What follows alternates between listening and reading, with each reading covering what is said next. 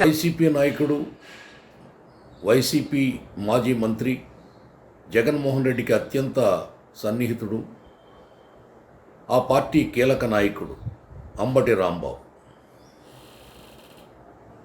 చంద్రబాబు నాయుడు గారిని, వారి తండ్రి గారిని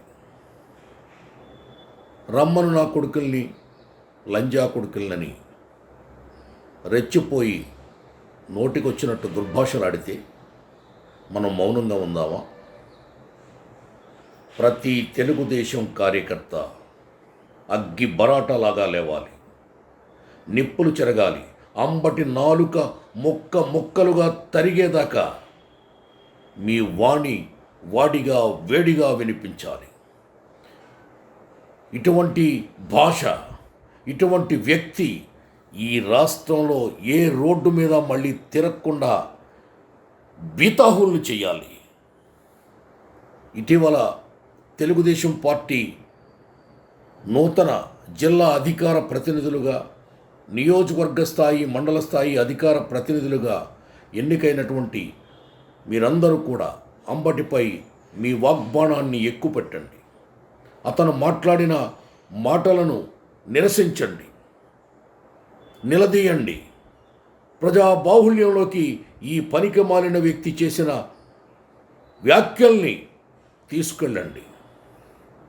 ప్రజాస్వామ్యయుతంగా అంబటి రాంబాబుపై ఫైర్ అవ్వండి, నిప్పులు చెరగండి.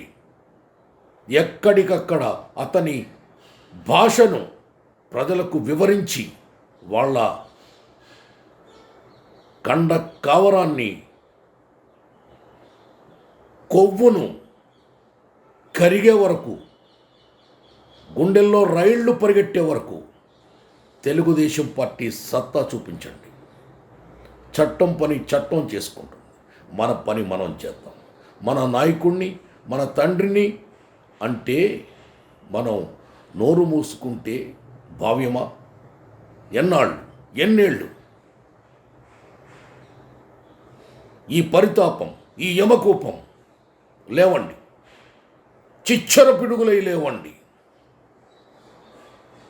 ఈ అంబటి రాంబాబు అంతు చూడండి. జై తెలుగుదేశం, జై జై తెలుగుదేశం.